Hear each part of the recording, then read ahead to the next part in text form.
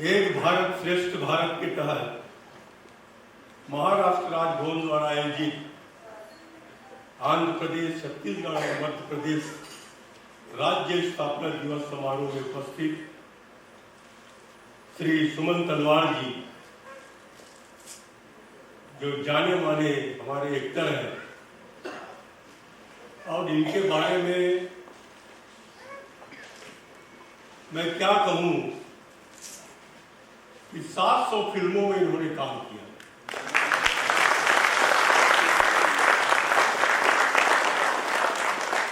और एक फिल्म में जब इन्होंने भगवान तिरुपति का रोल किया, उस समय आंध्र प्रदेश के हर व्यक्ति सुमन जी की फोटो को ही बालाजी मानने लगे। आज हमारे बीच में सुमन जी का मैं राजभवन में हार्दिक स्वागत करता हूं।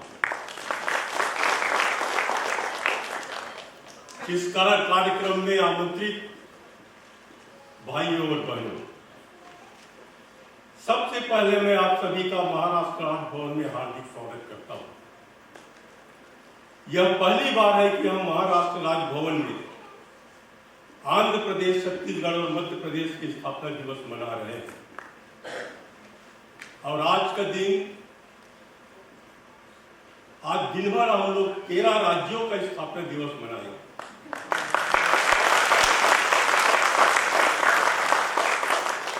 और आज यहाँ के लोगों को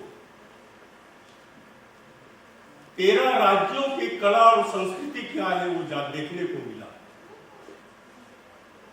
आज हमारे सभी कलाकारों द्वारा तीनों राज्यों की अद्भुत विरासत पर एक सुंदर प्रस्तुति देने के लिए आप सभी की ओर से मैं हार्दिक अभिनंदन करता हूं। साथ ही नृत्य निर्देशक और कोरियोग्राफर को भी मैं अपनी ओर से विशेष बधाई देता हूं। दक्षिण मध्य क्षेत्र सांस्कृतिक केंद्र नागपुर और तेलुगु कला समिति, जिनके माध्यम से ये सभी कलाकार हमारे सामने आए, उन्हें मैं विशेष रूप से धन्यवाद देता हूं। आंध्र प्रदेश, मध्य प्रदेश, छत्तीसगढ़ के राज्य स्थापना के इस शुभ अवसर पर हमारे निमंत्रण पर स्वीकार करके राजभवन में उपस्थित रहने के लिए मैं आप सभी को हार्दिक शुभकामनाएं देता हूं।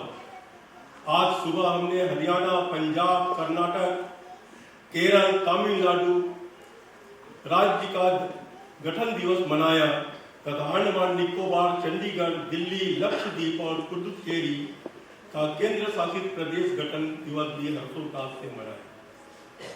यह मेरे लिए बहुत सौभाग्य की बात है कि वर्ष 2000 में प्रधानमंत्री भारत रत्न स्वर्गीय श्री अटल बिहारी वाजपेयी जी के नेतृत्व वाली केंद्र सरकार ने छत्तीसगढ़ को एक अलग राज्य के रूप में बनाने की घोषणा की।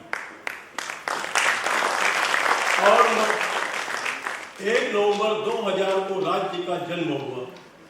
उस समय मैं अटल जी के मंत्रिमंडल में केंद्रीय मंत्री था। शुरू से ही मैं स्वयं पृथक छत्तीसगढ़ राज्य का प्रबल समर्थक रहा हूं, इसलिए यह दिन मेरे जीवन का सबसे महत्वपूर्ण दिवस है। इतने साल यह दिन छत्तीसगढ़ में मनाने के बाद आज यह दिन महाराष्ट्र के राज्यपाल के रूप में मनाना मेरे लिए गर्व की बात है। छत्तीसगढ़ भगवान श्री राम का नौनिहाल था। वह कौशल राज्य के नाम से प्रख्यात था। त्रेता युग के हजारों साल बाद और वर्तमान से लगभग 300 साल पहले गोंड जनजाति के शासनकाल के दौरान इस राज्य का नाम छत्तीसगढ़ पड़ा।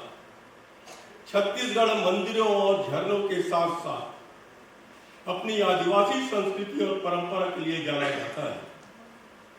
हाल ही में हमारे वैश्य परिवार ने कौशल्या रानी मंदिर का चंदपुरी में पुनर्निर्माण किया। मैं पहली बार विधायक बना तब छत्तीसगढ़ मध्य प्रदेश का हिस्सा था।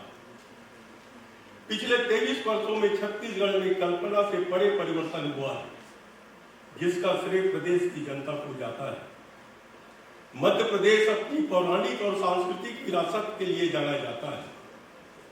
वहां बौद्ध स्तूप से लेकर इतिहास के गवाह किले आज भी मौजूद है। यही वजह है कि हर साल बड़ी संख्या में देश भर से टूरिस्ट मध्य प्रदेश में ऐतिहासिक विरासतों को देखने के लिए पहुंचते हैं।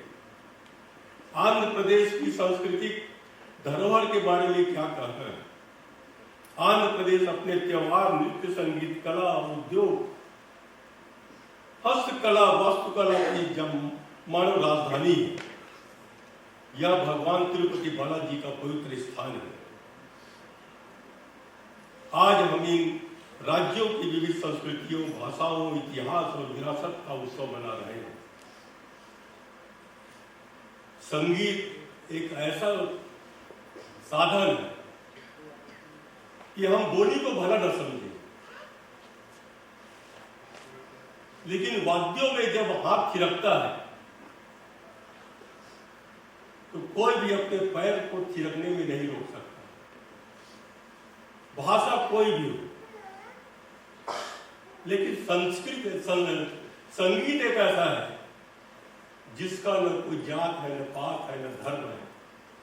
संगीत को कोई बांध नहीं सकता। यह खुले हवा के रूप में आता है और हमारे शरीर में समा जाता है।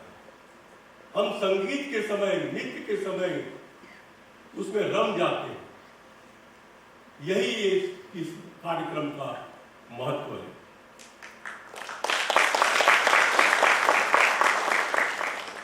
आज के दिन भारतवर्ष के हर राजभवन में, हर प्रदेश के आज जहां पर जितने हमने जो राज्यों के स्थापना दिवस मनाए, आज पूरे भारतवर्ष में हर राजभवन में मनाया जा रहा है। प्रधानमंत्री मोदी जी ये कल्पना, एक भारत श्रेष्ठ भारत, भारत एक कैसे हो, यहाँ अनेक प्रकार की विविधताएं हैं, अनेक बोलियां हैं, अनेक संस्कृति है। भारत को हम एक कैसे करें?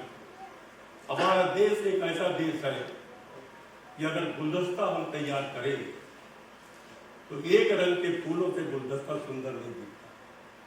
जब विभिन्न प्रकार के फूलों को एक गमले में सजाया जाता है तो गुलदस्ता बन जाता है और सुंदर दिखता है।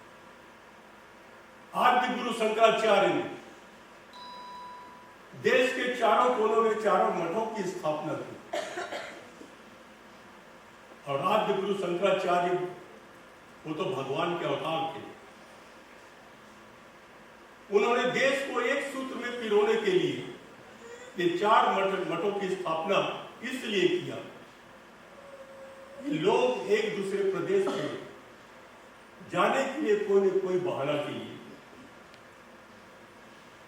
उत्तर भारत के लोग दक्षिण भारत क्यों जाएंगे जब कोई कार्यक्रम ना हो, कोई रिश्तेदार ना हो। आज समय ऐसा है कि हम समय के अभाव में हम अपने रिश्तेदारों के आगे नहीं जा पाते, तो हम दूसरे प्रदेश कैसे जाते।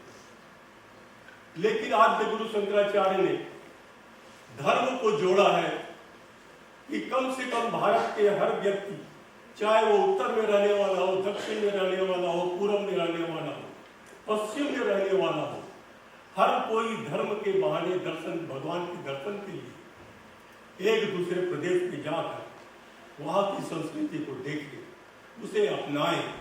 इसीलिए भारत एक होगा, यह कल्पना आद्य गुरु शंकराचार्य का था और उसी उद्देश्य को लेकर प्रधानमंत्री मोदी जी ने एक भारत श्रेष्ठ भारत की कल्पना की है और जिसके आप लोग यहाँ पर आए। मैं कलाकारों को बहुत बहुत धन्यवाद देता हूँ, खासकर कुचिपुड़ी नृत्य की नृत्यांगना। इतना कठिन यह डांस है,